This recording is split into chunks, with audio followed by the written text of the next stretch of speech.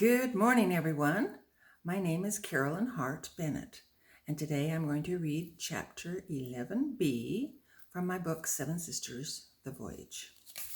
The sisters had all their questions answered the next morning when Eleanor filled them in at breakfast. They were touched by how Titus had asked for a blessing and then requested that Eleanor stay in the room. When President Bramwell asked me to clean the wound and dress it 3 times a day, I was overwhelmed with fear and doubt until he said I could have my sisters help me, she said. She then pleaded earnestly, "Will you all help?" The sisters didn't hesitate. Yes, they all promised together. Lizzie and Lavinia worked together in the galley, boiling several pots of seawater. They tore strips of cloth and put them in the pots to boil and sterilize. Phoebe and Fanny stood nearby, ready to fish them out with wooden spoons when they had boiled long enough. Then they carried them to the infirmary and hung them over some lines Eleanor had strung. They would need lots of bandages if Titus's dressing was to be changed 3 times a day. Caroline and Susanna's job was to go to the ship's carpenter, get a pan full of wood chips, and burn them to ashes. So they dutifully got the pan of chips and took it to a lonely spot on the deck.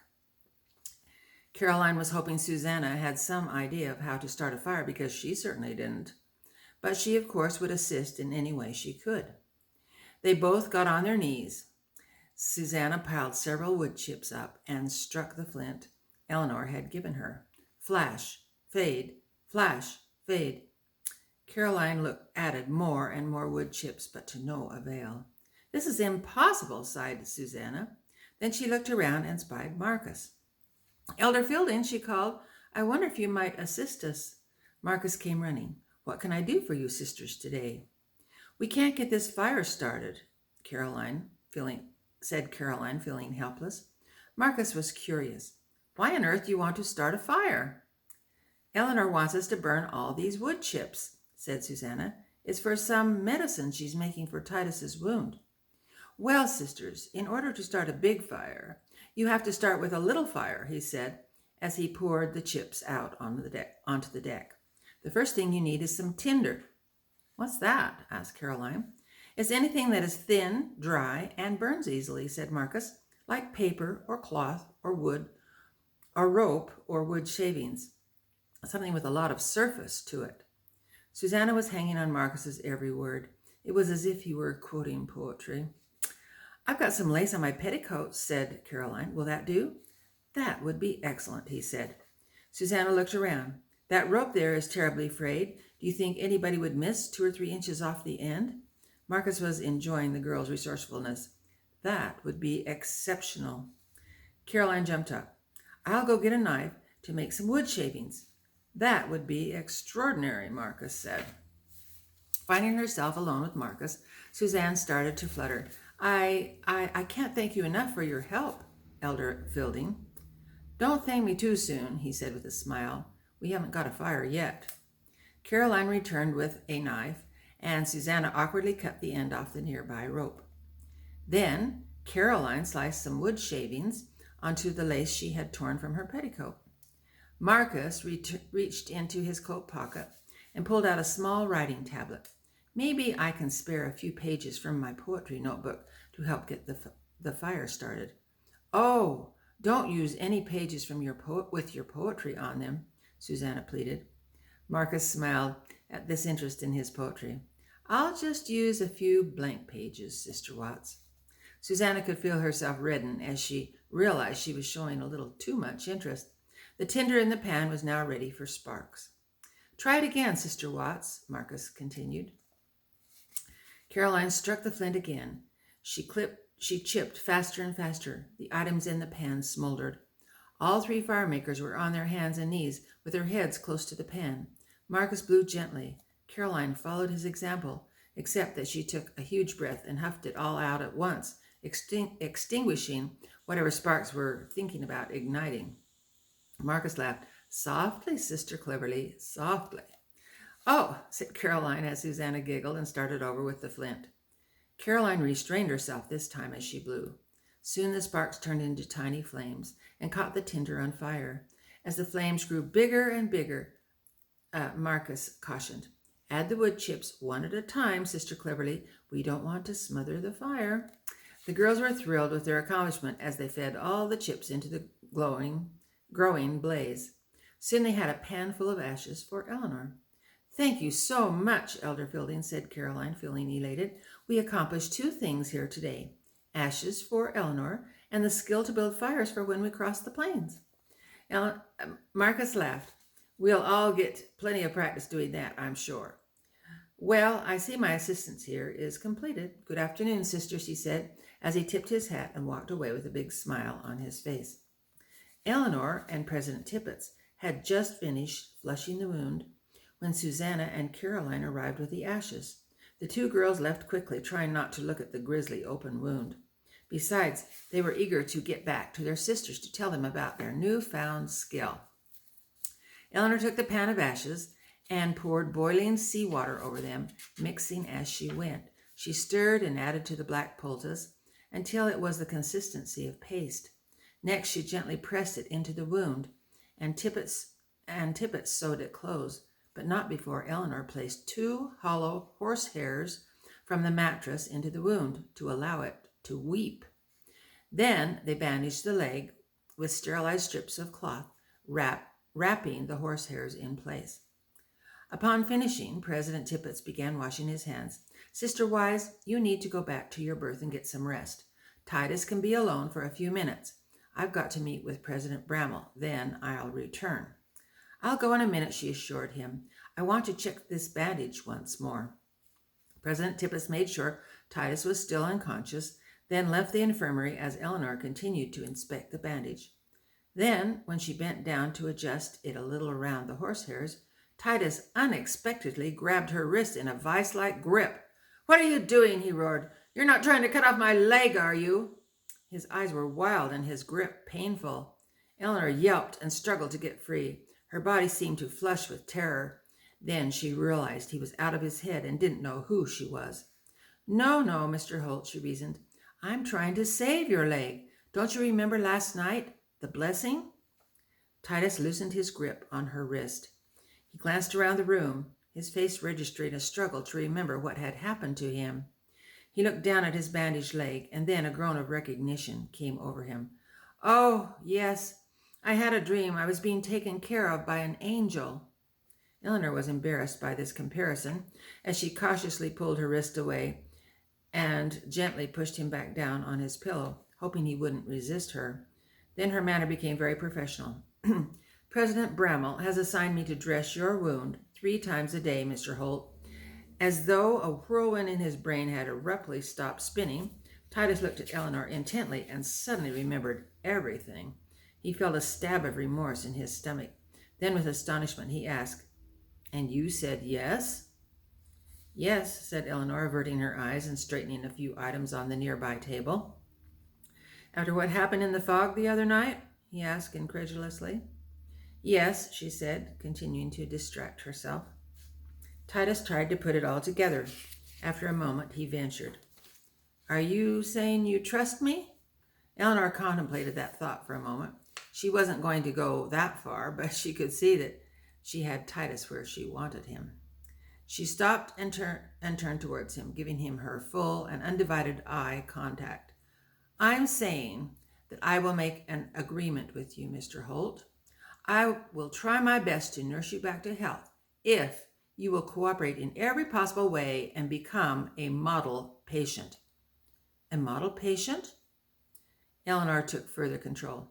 No cursing, no bullying, no bellowing, and no grumbling. This was all very foreign to Titus. And if I slip up, he said, looking for an escape route.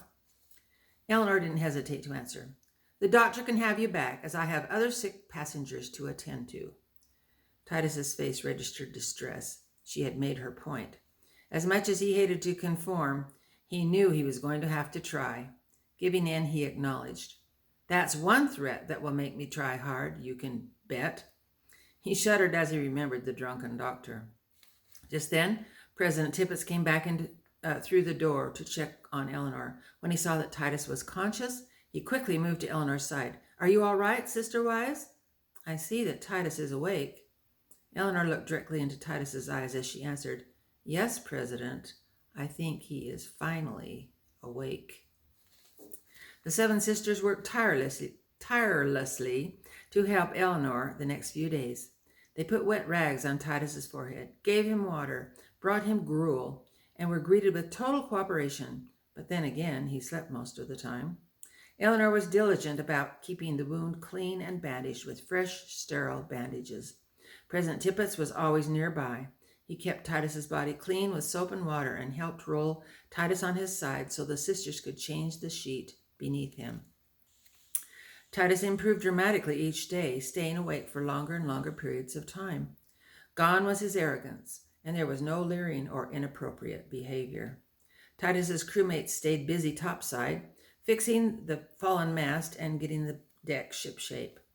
They didn't have much of a chance to visit Titus, so they had to rely on reports from Captain Hudson about his progress.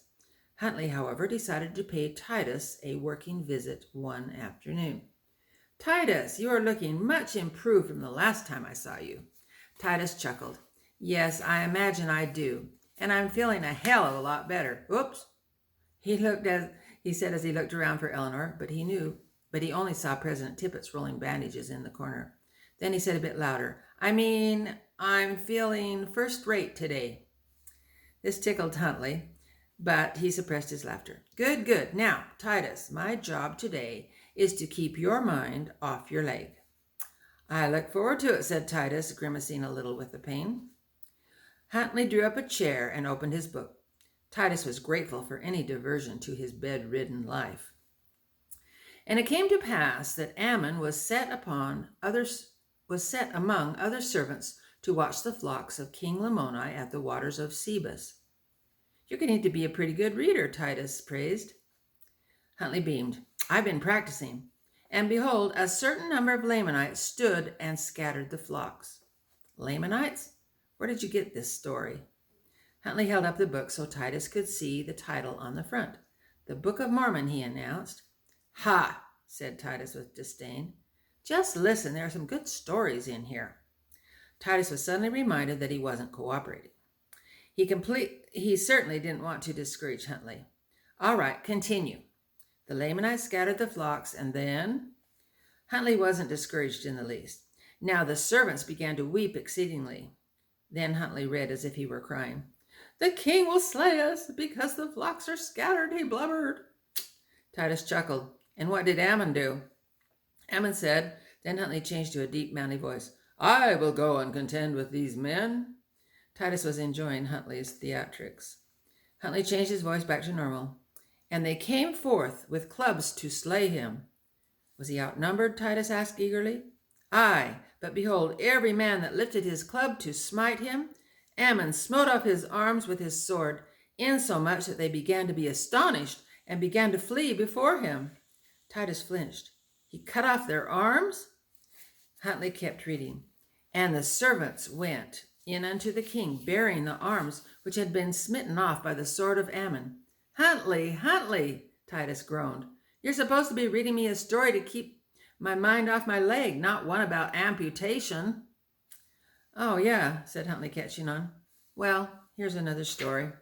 And he flipped back a few pages and promptly began reading. "Now it came to pass that there was a man whose name was Abinadi." Early the next morning, Brother Careless assembled the ship's choir to practice for a concert that they would give in a few days. George had their rapt attention as he gave them an explanation of a Picardy third. "Many times a composer will write a song in a minor key," he explained. "It makes it sound sad and forlorn. The hymn we are practicing today talks about the resurrection. It starts off in a sad minor key. Jesus was betrayed. He was scourged. He was crucified. He suffered for you. He suffered for me. He died. He was laying in a tomb." Lavinia was getting teary-eyed. "Then, just when you think all is lost, the composer, rather than ending the song on a minor chord, raises the third note of the last triad just a half step higher. Then the hymn ends in a major triad, which is triumphant and satisfying to the ear. He has risen, he has risen. And that, brothers and sisters, is a Picardy third, George said matter-of-factly. Lavinia clapped adoringly, and the rest of the choir followed her lead. They all looked as if a torch had suddenly been lit. In a dark cave, they saw the light. They understood. The explanation made the hymn come alive as they sang it the second time. And when they arrived at the end of the hymn, George held the choir on the Picardy third for what seemed like forever, coaxing them to crescendo as Lavinia's voice soared high above the rest to find the climactic ending note. Then George cut them off dramatically. Look, brothers and sisters, that raised the hair on the back of my arms. Now, just one more thing will make it perfect. The choir couldn't imagine what he wanted to add. This time he grinned. Give your most angelic faces. The choir chuckled and followed George's suggestion by singing with bright eyes and joyful smiles. Lavinia positively beamed. She was truly thankful she was able to use God's gift of singing once again. Eleanor happened to be strolling past the choir on her way to the infirmary that morning and had stopped to listen to the unusual harmonies of the song that they were practicing. The choir had improved so much with the addition of Lavinia. Eleanor gave a deep sigh as the hymn ended on the glorious chord. She had no idea what a Picardy third was, since she had missed George's explanation at the beginning. She just knew that she liked the way the hymn ended. Then Eleanor stepped into the infirmary. Titus was awake and greeted her cheerfully. Good morning, Sister Wise. Mr. Holt, you seem to be in good spirits this morning. Let's take a look at your leg. She unwrapped the leg and flushed it with water. It is looking much improved, she said. How does it feel? Well, I won't be climbing any rat lines for a day or two, he chuckled. Eleanor smiled. You know, I think you're ready for a little ocean air and sunshine. Would you like to be hauled up on deck for a while this morning? Cor blimey, that would be bloody good, Titus blurted out. Eleanor wagged her finger at him, and with a stern look on her face, she said, Oh, I mean, that would be jolly good, he said. President Tippett and Marcus Fielding were elected to carry Titus topside. There, on deck, was a makeshift cot with pillows to prop him up. He could tell there had been some planning here, because the Cardiff band was all set up and playing a rousing sea shanty when he arrived. He was greeted by all his crewmates who whooped and hollered as they gathered around him. There were also quite a few saints joining in the welcome back. You're looking great, Titus, said Griswold. Jabez got a little choked up. Didn't think you'd make it, matey. You can't get rid of a salty old dog like me, laughed Titus. President Bramwell walked forward, towards Titus with his hand outstretched. Mr. Holt, welcome back to the top deck. He shook his hand. The captain has requested a special program for you this morning. Titus was surprised at all this attention. Bramwell continued. We have the band, some recitations, and what the captain tells me is your favorite song, sung by a favorite crewmate of yours, Mr. Huntley. Mr. Huntley, you're on deck. Huntley cleared his throat. Everyone chuckled, wondering what this crusty old sailor would present. Sing it, Huntley, Titus encouraged. Huntley began singing by holding the first note for a good 10 seconds as he looked around and captured everyone's eyes. The first white man to ever land on the Hokomoko was Patrick Shea in his shipwreck day with his great big Irish smile. Huntley definitely had a great big Irish smile, however toothless it was. He posed dramatically for a few seconds with his silly grin as the crew laughed and slapped their legs. By this time, Alfie had pulled out his harmonica and was playing a jaunty accompaniment. The saints clapped in time as Huntley continued prancing around. The natives found him, gathered round him, then began to sing. They took his clothes, put a ring in his nose, and then they crowned him king. He ruled a while upon the island, then he wrote a note to a girl so grand in Ireland. He wrote, do-do-do-do-do-do. Won't you Come on to the Isle of Hokomoko, Jimmy Oko, just to see your lumbo riding on a jumbo. Jimmy Umbo, 'tis great to be a king, 'tis true, but I'd give my crown for an Irish stew. True, they've got me loco in the cocoa, my sweet Carlino, come and be my queeno, queenino. We'll get married on a crocodile. And for the ring, why, I suppose we'll use the one that's in my nose. On the Hokomoko Isle, the saints and sailors burst into applause, hooting and laughing loudly. Titus' reaction had been mixed. Not that he didn't love every minute of it. It was just that he would laugh and rock forward and backward, sometimes slapping his leg without thinking. What a performance, Huntley. That was classic, he said, wiping away tears of laughter and of pain. And that's the end of chapter 11b. Over and out.